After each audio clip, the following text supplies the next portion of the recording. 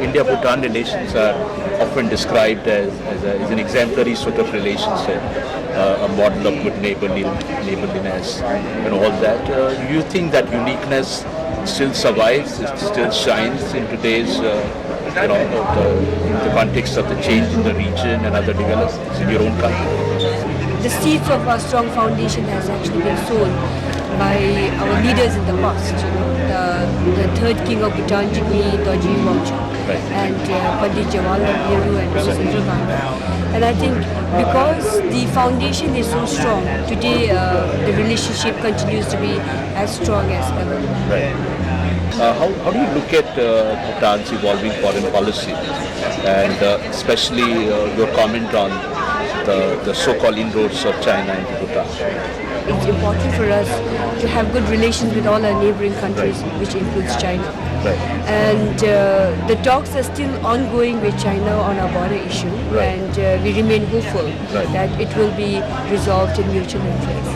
You are the first female head of a leading political party in Bhutan.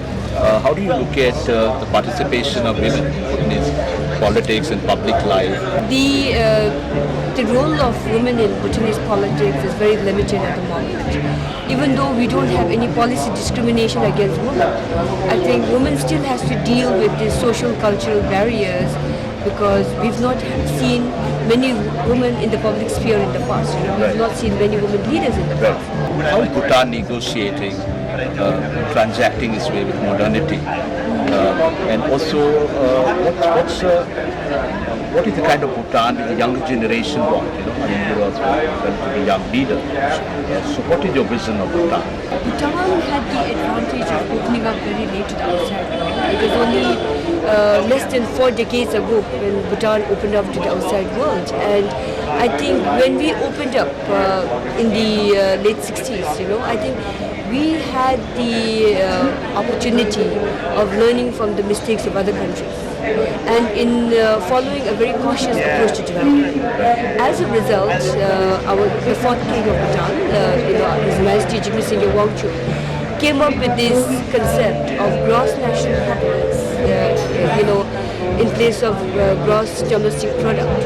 And with this vision as our development approach, we are following the middle path to development.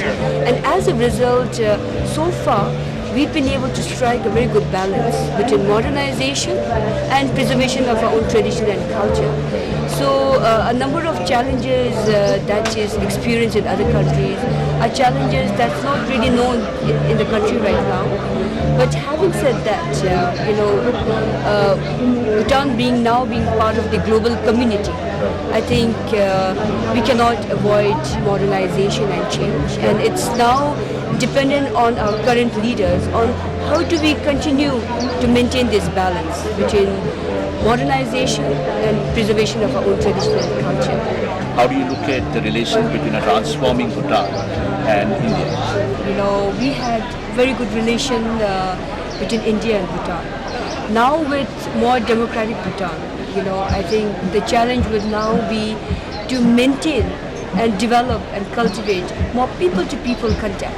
Because so far, the relationship has been well established at the top level.